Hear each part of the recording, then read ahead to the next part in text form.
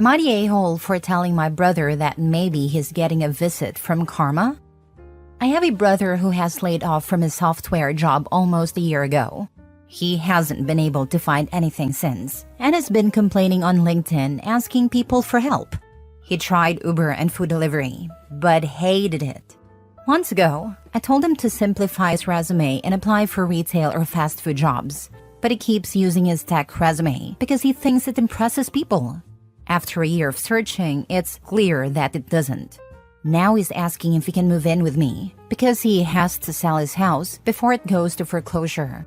I told him no, partly because he has always looked down on me for getting married, and for neither me nor my wife having fancy tech jobs with benefits. My wife thinks he is arrogant and a player, because when he was doing well in his career, he'd always bring around a different woman, and my wife had to pretend to be polite while knowing none of those relationships would last.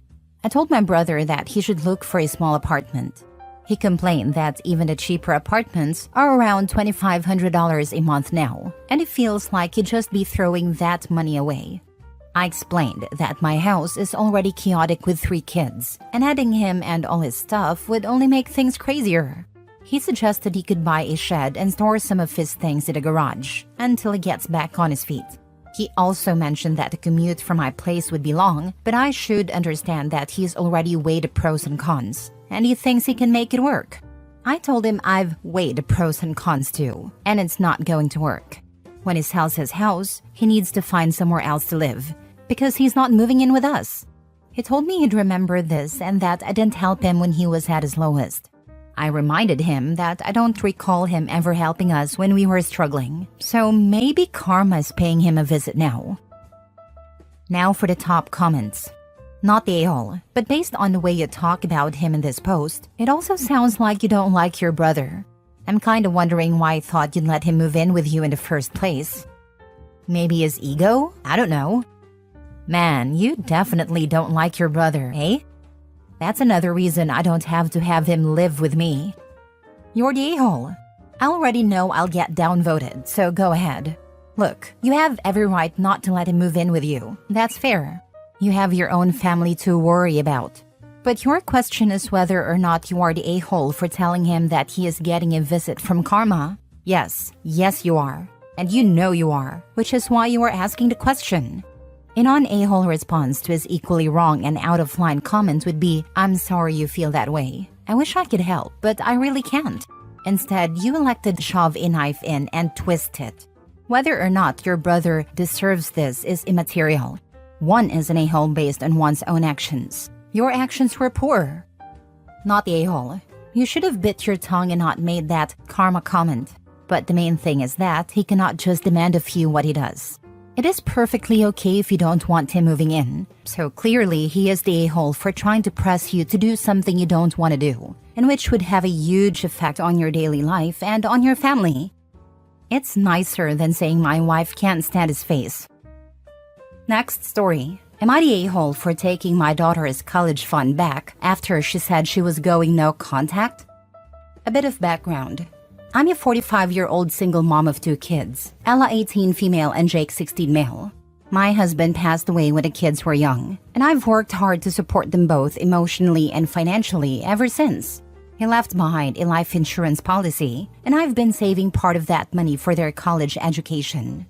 Ella has always dreamed of going to a prestigious college, and we've talked a lot about how important education is. I made sure she knew that the money I was saving for her and Jake was specifically for their education. I couldn't afford things like vacations or new cars, but I wanted them to avoid student loans. However, recently things have become difficult with Ella.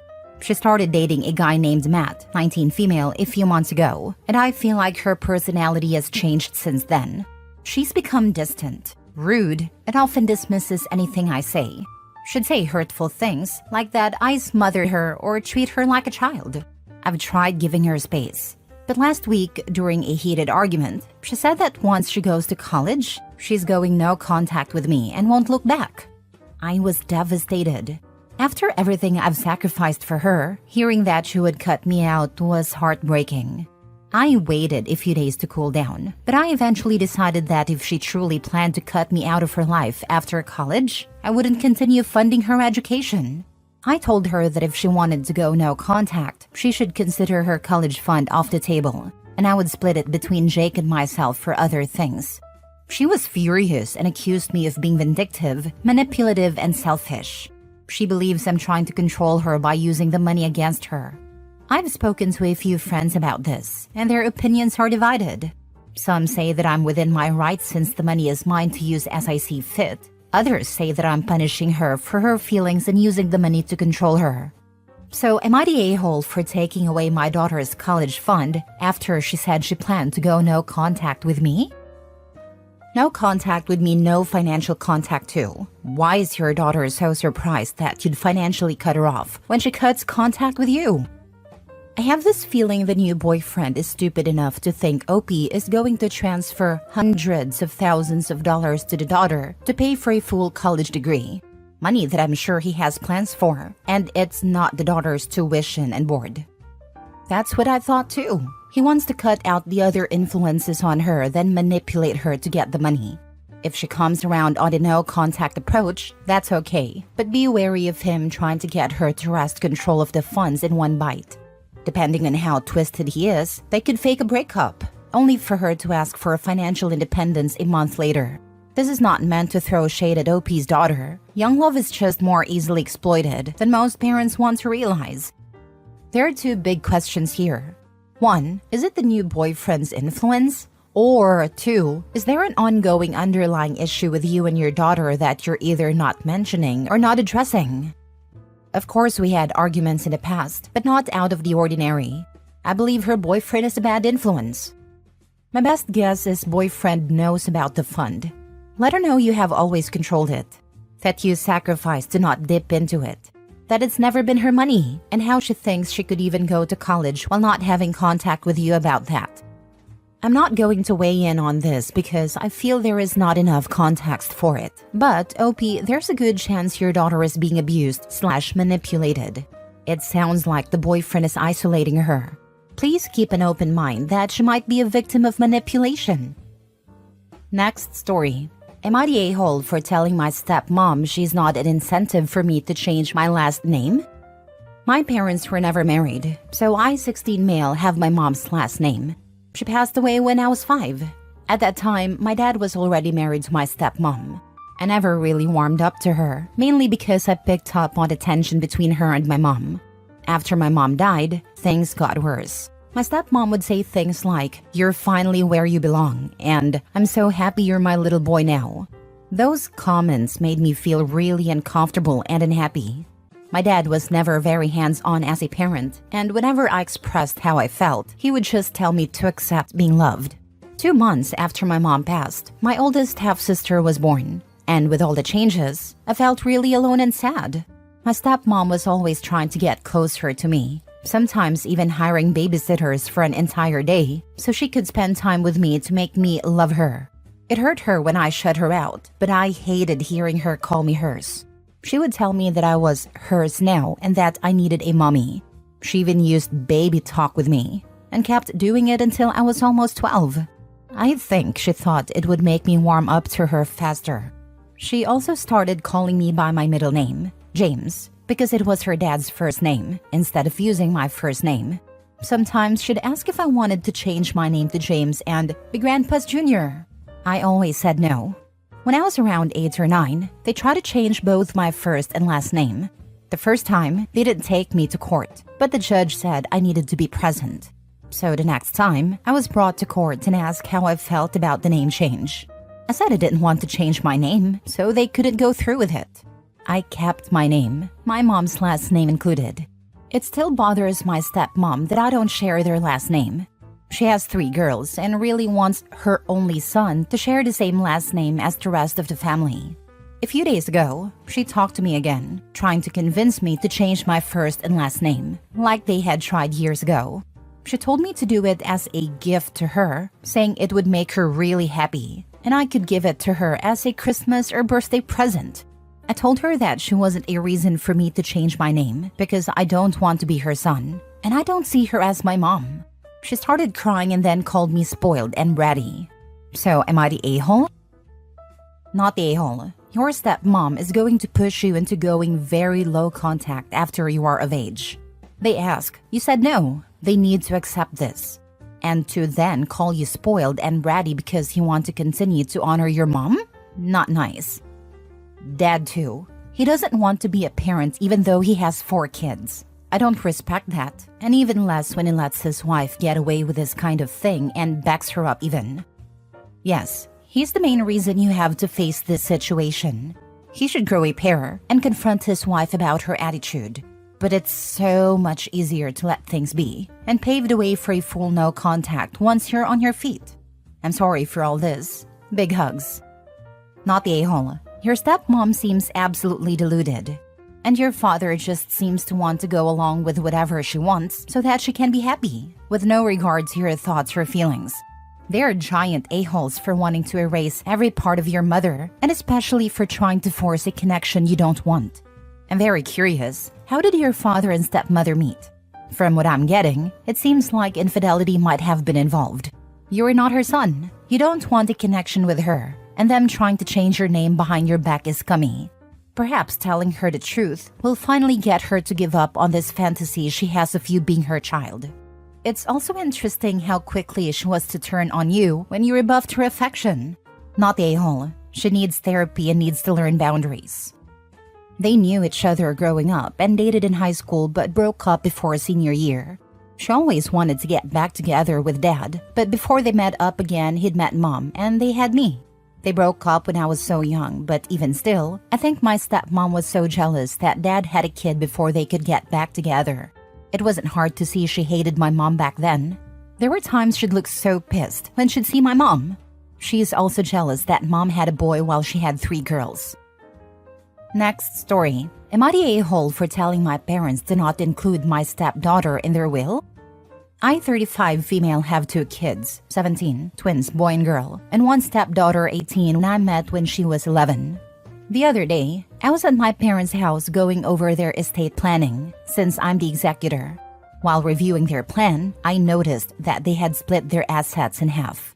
1 half for me and my 2 siblings, and the other half to be evenly distributed among their grandkids, including my stepdaughter. The estate isn't huge, but the amount each grandkid would get is still pretty substantial, thank new car money. I asked my parents about it, and they said they wanted to be fair. While I thought that was very generous of them, I told them I don't think it was necessary for my stepdaughter to be included, and that it would be better to split the inheritance between their 5 biological grandkids. When we got home, my husband told me he had overheard my conversation and said I was being an a-hole for excluding his daughter and potentially alienating her from the family. I explained my reasoning. My stepdaughter is the only child/grandchild/niece on her mom's side, and she's well taken care of.